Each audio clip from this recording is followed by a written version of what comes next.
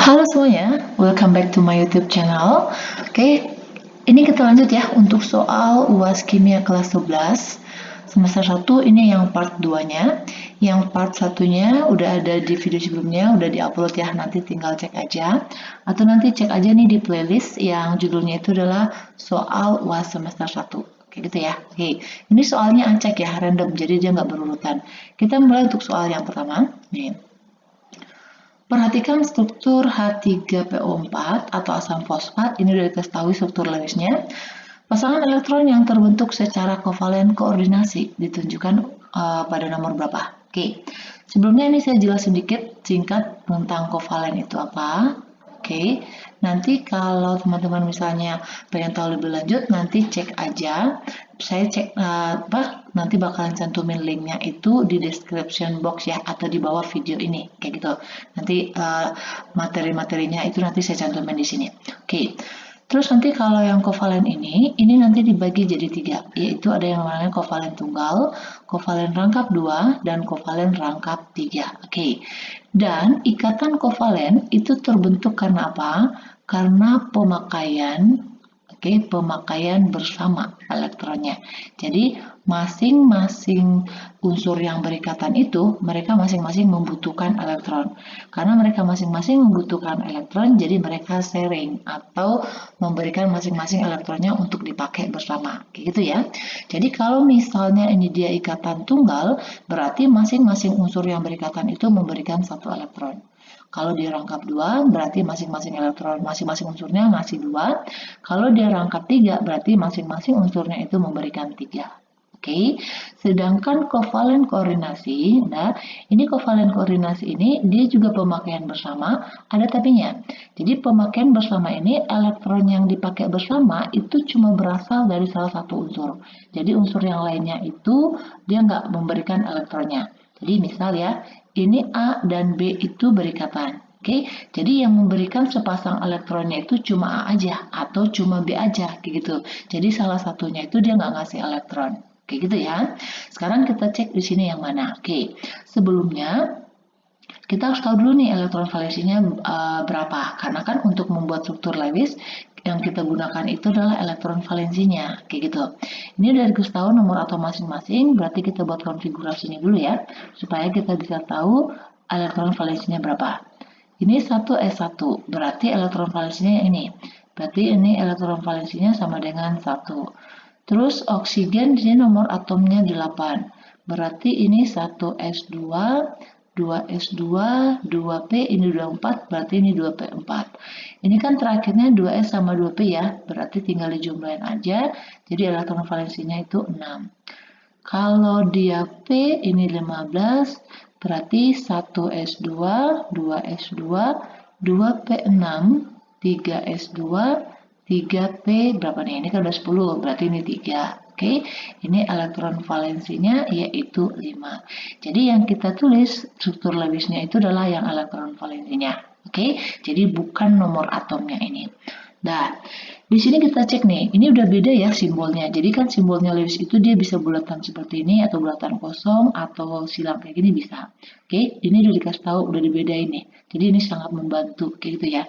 Nanti yang susahnya itu, yang agak ribetnya itu, kalau misalnya semua lambang elektronnya itu dibuat sama. Jadi semuanya misalnya nih dalam bentuk bulatan hitam semuanya, atau misalnya silang semuanya, kayak gitu. Jadi teman-teman semuanya harus tahu konsepnya, kayak gitu, supaya bisa bedain. Oke? Di sini hanya itu kan tadi punya satu elektron ya. Jadi yang punya H di sini itu adalah yang silang yang ini. Oke? Jadi ini miliknya si H. Sedangkan oksigen di sini kan punya 6. Di sini oksigennya ada 4 ya. Oke, kita anggap ini oksigen yang pertama, ini oksigen yang kedua, ini oksigen yang ketiga, ini oksigen yang keempat. Biar kita bisa bedain ya. Oksigen kan punya 6 ya. Nih, bulatannya sama nih di yang hitam. Ini 1, 2, 3, 4, 5, 6. Oke, udah benar.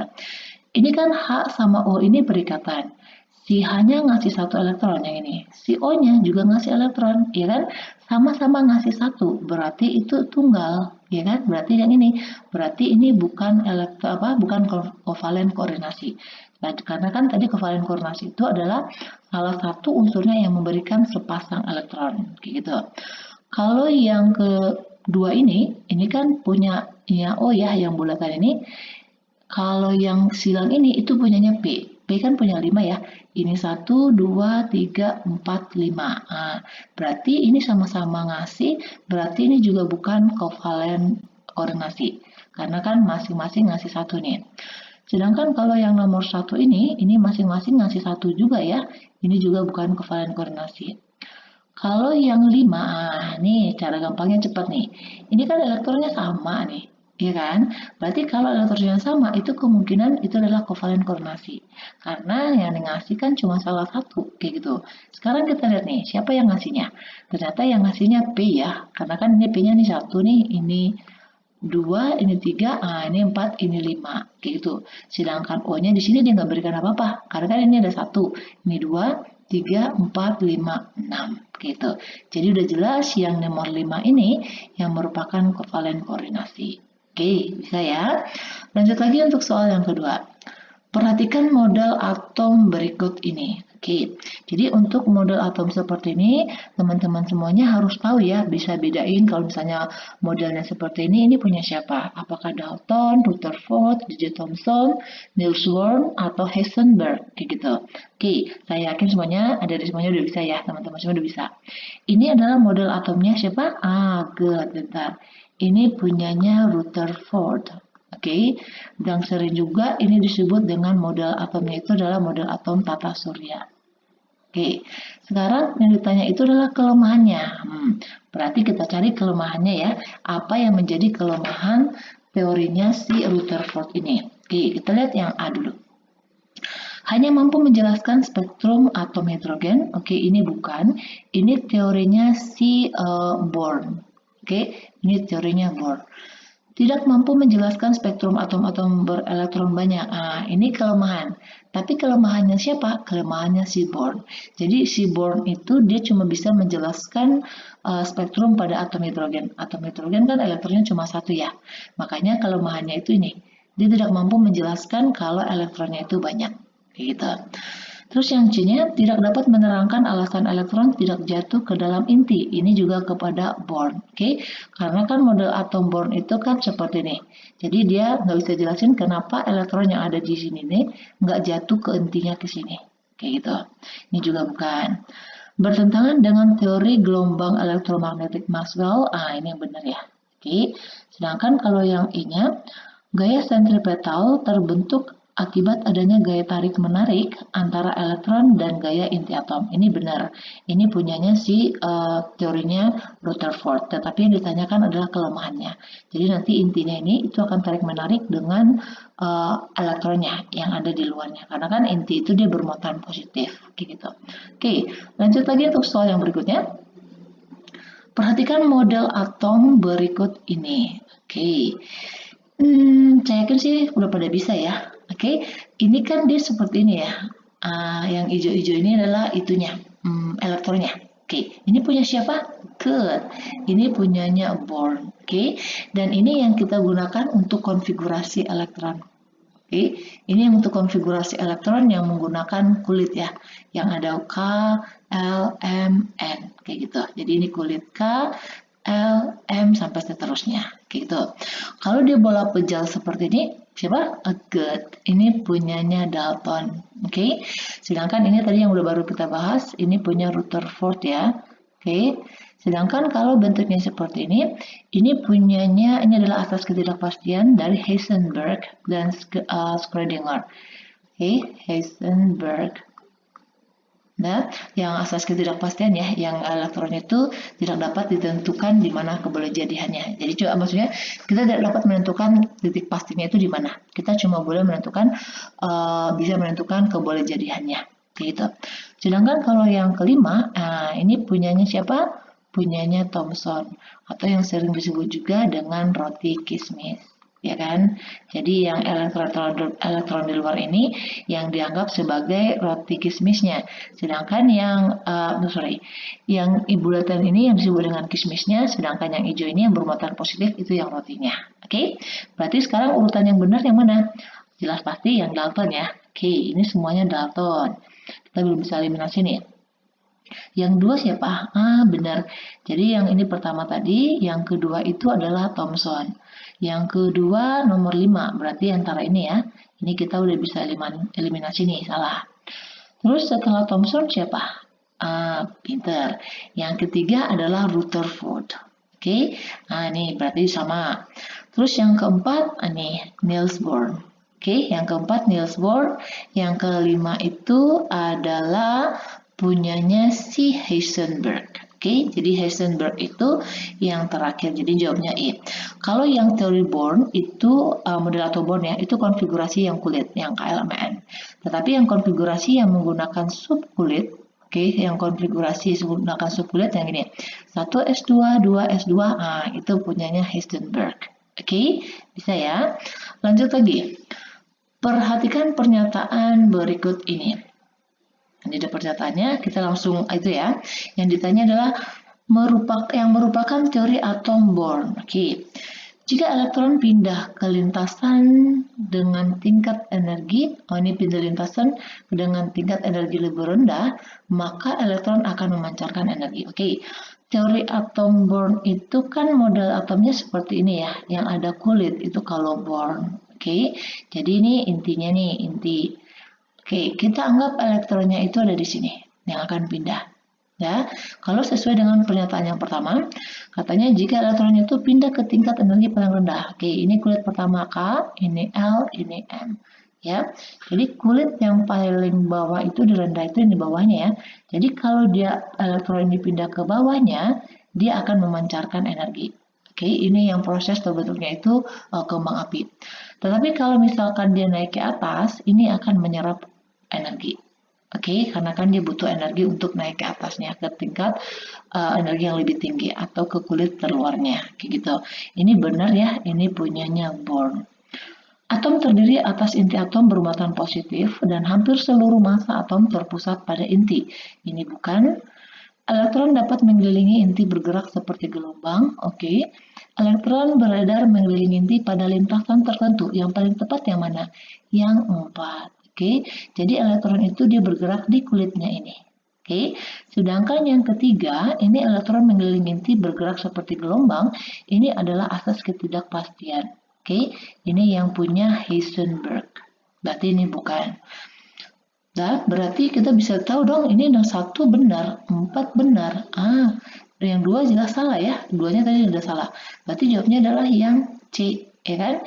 Sedangkan kalau yang pernyataan yang kelima ini, suatu senyawa terbentuk dari unsur-unsurnya melalui penggabungan atom yang tidak sejenis dengan perbandingan yang sederhana. Oke, ini teori atomnya si Dalton. Oke, karena yang tanya adalah Bohr, berarti jawabnya itu adalah 1 dan 4.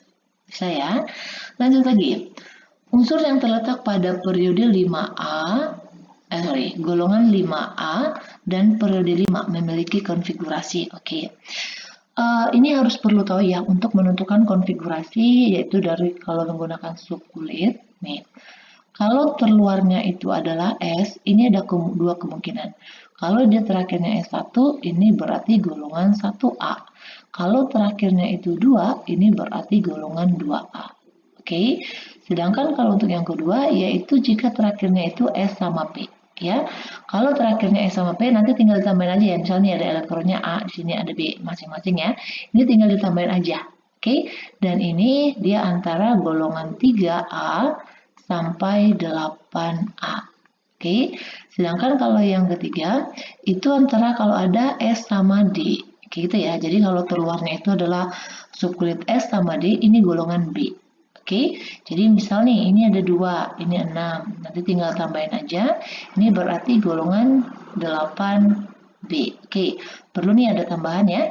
Maksudnya perlu teman-teman ingat lagi nih, kalau dia seperti ini semuanya termasuk ke golongan 8B. Jadi golongan 8B itu ada 3. Kayak gitu ya. Dan satu lagi untuk menentukan dia konfigurasinya di benar atau salah, dan untuk melihat golongannya itu yang mana yang golongan 5 sama periode 5. Perhatikan lagi ini pengisian kaidah pengisian dari konfigurasi elektron. Ingat ya, kita mengisinya itu adalah dari tingkat yang paling rendah dulu, baru ke tingkat yang paling tinggi. Jadi yang rendahnya itu harus full dulu, kayak gitu, harus terisi penuh dulu. Oke, sedangkan kalau nanti untuk menentukan dia apakah termasuk golongan berapa, periode berapa, itu berdasarkan kulit terluarnya. Oke, gitu ya. Kita cek nih. Ini terakhirnya D sama P. Oke, bukan ya. Jadi yang dilihat itu adalah ini. Yang terluarnya itu adalah 5S2 sama 5P. Nih, 5S2. Bentar. Ini 5S2 sama 5P3. Kalau dijumlahin kan ini 5. Tapi ini salah. Kenapa salah? Karena ini 10 liter sebelumnya, sebelum P ya, itu masih 2. Ingat, P itu fullnya 10. Ya kan? Ini D-nya belum terisi penuh aja, udah diisi P aja. Oke? Jadi ini salah. Terus kita lihat lagi nih, ini udah bener nggak? Ini P-nya udah penuh, S-nya penuh. Setelah S itu P ya, setelah 5S itu dia 4D, kayak gitu. D-nya di sini udah terisi penuh. Ini 3, oke. Kita lihat nih yang paling terluar kan 5S2, 5P3. Ini yang benar. Ini tinggal dijumlahin aja. Ini kan 5, jadi yang di atas ini nentuin golongannya. Ini golongan 5A. Sedangkan angka yang paling terluar ini, yang paling besar, itu yang menunjukkan periodenya. Berarti ini yang B udah benar. Oke, sedangkan kalau yang C ini, dia kenapa salah? Kan ini sama. Karena di sini dia nggak ada 4D-nya. Ini jelas-jelas salah dong. Ya kan? Karena 4D itu dia masih lebih rendah energinya dibandingkan 5P. Jadi nggak boleh loncat. Kalau yang D, ini kenapa? Ini udah benar nih penyusunannya, tingkat energinya. Tapi bedanya di sini salahnya. Ini D-nya belum penuh. Oke, ini salah. Ini dari 4P dia langsung loncat ke 4D. Ini salah ya. Jadi sini harus ada 5S dulu. Oke, gitu ya. Jadi benar diperhatikan cara pengisiannya. Oke, lanjut untuk soal berikutnya. Diketahui beberapa unsur dan nomor atomnya. Oke, di sini ada 4 unsur ya. Berarti kita buat dulu nih konfigurasinya. Ini 15, terus Q-nya 16, R-nya 17, S-nya 18. Oke, ini kita buat konfigurasi yang penyingkatan aja ya. Ini kalau dekatnya ke gas mulia itu yang neon ya, karena neon itu dia nomor 10, nomor atomnya. Berarti ini neon, ini juga neon, ya kan? Karena semuanya mendekati 10. Nah, nih. Oke, neon itu kan periode kedua ya, berarti setelah periode kedua, periode ketiga dong. Makanya lanjut dari sini 3S2. Baru ini 2, ini 5, ini 2, ini berarti 3. Karena kan di sini neonnya itu udah 10. Kan 10, 12, 15. Oke, ini juga 3S2, 3P4, 3S2, 3P5, 3S2, 3P6. Oke, ini semua terakhirnya SP. Berarti kita mau nentuin elektron valensinya dulu. Tinggal jumlahin aja ya. Ini 5, ini elektron valensinya 6, ini elektron valensi 7, ini 8. Oke, setelah itu apalagi? Nah, ini dia. Karena kan yang diminta di sini adalah grafik yang menunjukkan keelektronegatifan. Jadi kita harus tahu dulu nih, keelektronegatifan itu apa? Gitu ya. Jadi keelektronegatifan itu adalah kecenderungan suatu unsur untuk menarik elektron ke arahnya dia, ke arahnya unsur ini. Nah, gunanya untuk apa? Yaitu untuk terbentuk ikatan. Yaitu terbentuknya ikatan kovalen seperti itu. Jadi kita nanti bisa tentuin juga nanti ini apakah suatu senyawa itu kovalen polar atau non polar kayak gitu. Ingat suatu unsur itu dia menarik elektron itu untuk mencapai kestabilannya supaya seperti gas mulia yang elektron valensinya itu 8 kayak gitu. Ini elektron valensinya 5, berarti dia harus narik 3, ya kan? Kalau ini dia harus narik 2. Ini dia harus narik 1. Kalau ini udah stabil, Karena ini dia udah stabil, berarti dia nggak perlu narik lagi. Sehingga elektronegatifannya ini nilainya 0. Ya. Terus di sini mana yang lebih kuat elektronegatifannya? Pastinya yang ini. Jadi kalau semakin besar elektron valensinya, itu nilai elektronegatifannya juga semakin besar. Ya, oke, kita lihat nih, ini dalam satu periode ya, sama-sama periode 3. Kalau kita buat nih, ini berurutan juga ya nomor atomnya, berarti ini P, ini Q, ini R, ini S, ya kan? Jadi ingat, dalam keteraturannya, kalau keelektronegatifan dari kiri ke kanan dalam satu periode, ya kan, itu dia semakin besar. Oke, tapi di sini hati-hati, ini emang sih dia makin besar ke kanan, tapi lihat dulu nih, ini kan sulfur, bukan sulfur ya, ini S, ini dia kalau negatifannya 0, berarti nanti bakalan turun di sini ya, jadi di awalnya dia naik, nanti ke bawahnya turun. Berarti kalau ini naik semuanya, ini salah, ini 15-nya ke 16 naik, tetapi malah turun ke 17, ini salah ya, karena di 17 ini yang paling tinggi nih. Kalau yang D-nya 15, 16, 17 naik, 18-nya turun. Nah, ini benar. Karena kan 18-nya turun nih, karena dia udah 0 elektronegatifnya. Ini 15-nya malahan yang lebih besar. Ah, ini salah. Ini juga salah. Oke, jadi gitu ya. Lanjut untuk soal berikutnya. Perhatikan data percobaan berikut ini. Oke, di sini ada ya untuk sifat fisiknya yang harus kita cek. Kita menentukan nih, maka kesimpulan jenis ikatan yang terdapat pada zat A dan B berturut-turut. Oke, lihat dulu nih. Ini sama-sama wujudnya dalam bentuk padat. Oke, kita belum bisa nentuin nih. Kelarutannya dalam air. Oke, larut dalam air ini tidak. Nih, kalau ini kan pilihannya ion kovalen ion, hidrogen sama kovalen ya. Jadi yang larut dalam air itu, ini ada dua nih kemungkinannya. Yaitu ini ion dan juga kovalen polar. Oke, kovalen polar. Sedangkan kalau yang tidak dapat larut, itu kovalen non-polar. Oke, daya hantar listrik larutan konduktor. Oke, kalau konduktor berarti dia dapat mengantarkan listrik ya. Nah, ion sama kovalen polar juga bisa mengantarkan listrik. Kalau dia isolator, isolator itu tidak dapat mengantarkan listrik ya. Nah, non-polar itu dia. Jadi dia nggak bisa mengantarkan listrik. Di sini nih, kita mau nentuin apakah ini antara ion atau kovalen polar. Kalau titik didih dan titik lelehnya itu tinggi, ini pasti ikatan ion. Oke, sedangkan kalau dia titik didihnya rendah, itu adalah kovalen non-polar. Oke, berarti jawab yang paling tepat, yang zat A itu adalah ion, yang zat B itu adalah kovalen non-polar. Berarti jawabnya itu adalah yang B. Oke, bisa ya? Lanjut lagi. Perhatikan pernyataan tentang perkembangan sistem periodik unsur berikut ini. Oke, ini ada 5 ya. Yang ditanya adalah pernyataan berdasarkan pernyataan di atas yang termasuk ke dalam sistem periodik Mendeleev. Oke, kita lihat nih yang pertama ya. Unsur-unsur yang mempunyai sifat yang sama disusun berdasarkan massa atomnya dalam suatu triad. Oke, ini bukan. Ini adalah teorinya si triad de Brenner. Oke, ini triad de Brenner. Oh iya, ini materinya, ini videonya juga ada ya. Nanti saya cantumin linknya juga. Supaya teman-teman bisa belajar lagi. Kayak gitu. Yang kedua, apabila unsur-unsur disusun menurut kenaikan massa atom relatifnya, ternyata unsur-unsur berselisih 1 oktav menunjukkan persamaan sifat. Oke, ini adalah oktav Newlands. Oke, ini teorinya oktav Newlands, berarti bukan.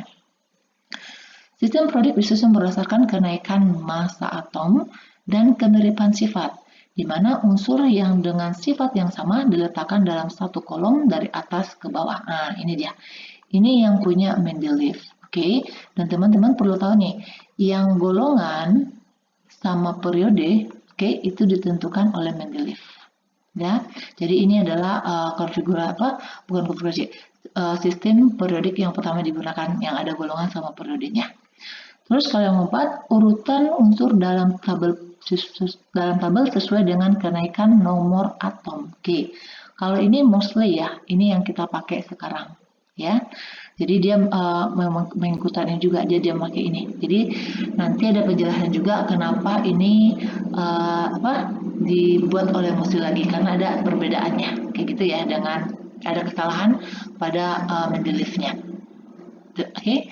Sedangkan kalau yang kelima, pengelompokan unsur-unsur berdasarkan kenaikan massa atom. Oke, kalau ini punyanya si Dalton. ya. Jadi yang benar itu berarti yang 3, yang C.